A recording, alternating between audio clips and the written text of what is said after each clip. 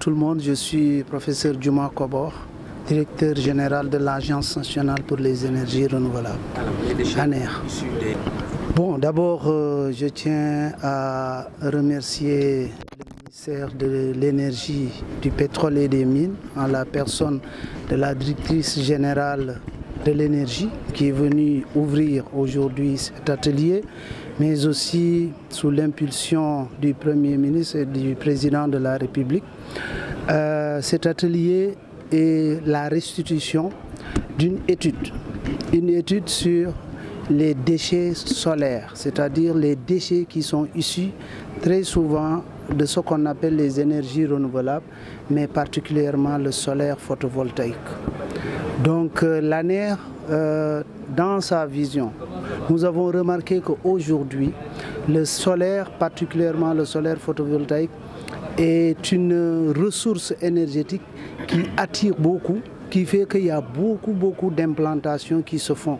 Et si on ne prend garde, il arrivera un moment où nous allons nous retrouver à la fin de vie de ces déchets, de ces infrastructures qui deviendraient des déchets. Alors l'idée de l'ANER, c'est de prendre les devants pour préserver l'environnement, pour assurer la sécurité des personnes et des biens concernant ces composantes qui pouvaient devenir des déchets dangereux pour les personnes, mais aussi pour les biens. Donc nous voulons prendre le devant comment? En faisant seulement une étude d'impact, une étude de la quantité de déchets qui est prévisible d'ici 10 ans. Ça va nous permettre de savoir est-ce qu'il est temps de mettre en place des industries qui sont capables de réutiliser, qui sont capables de recycler, mais qui sont capables aussi d'atténuer l'impact de ces déchets-là sur l'environnement. Voilà tout l'intérêt de cette étude-là, grâce au soutien bien sûr de la coopération belge avec Enabel, comme l'a dit tout à l'heure la directrice générale de l'énergie, mais aussi avec un cabinet d'experts qui est très connu dans ce domaine-là, à savoir CETIC. Tout à fait. Si vous remarquez aujourd'hui la salle-là, c'est une salle qui est pleine, parce que tout simplement, c'est un domaine qui intéresse tout le monde. Nous avons vu beaucoup d'acteurs présents aujourd'hui. Pourquoi? Parce qu'ils se sont dit que c'est le moment de réfléchir et de dire ce qu'il faut faire. Comment faire pour éviter demain que le Sénégal soit une poubelle du monde en termes de déchets électroniques. Et cela, ça demande une réflexion profonde.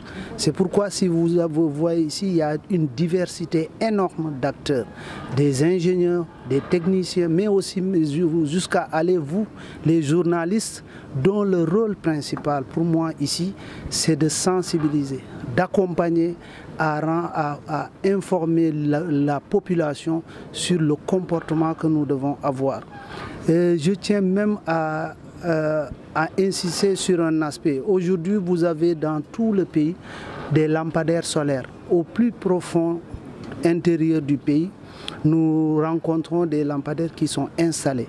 Dans 10 ans, dans 20 ans, ces lampadaires ne seront plus fonctionnels sur certains composants.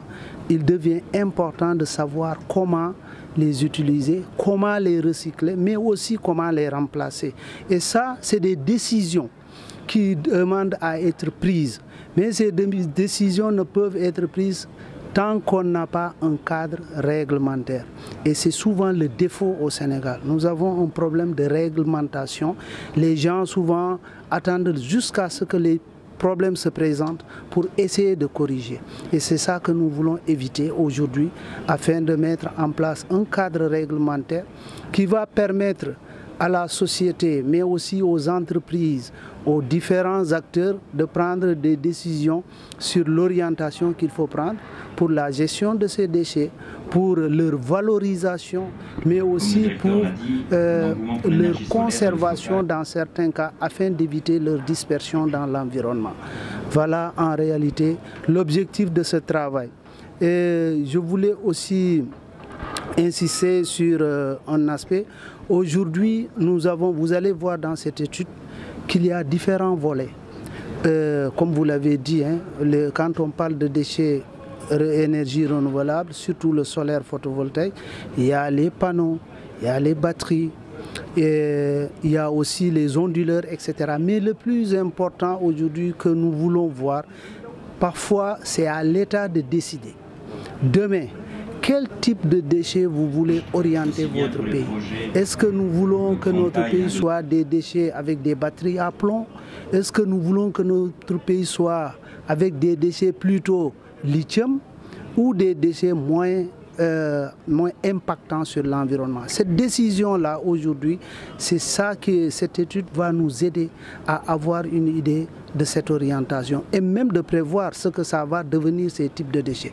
Parce que vous allez voir que au fur et à mesure que nous avançons, certaines technologies disparaissent.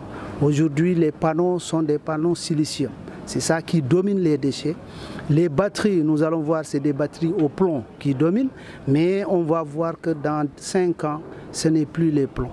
Et c'est ça tout l'intérêt de cette étude-là.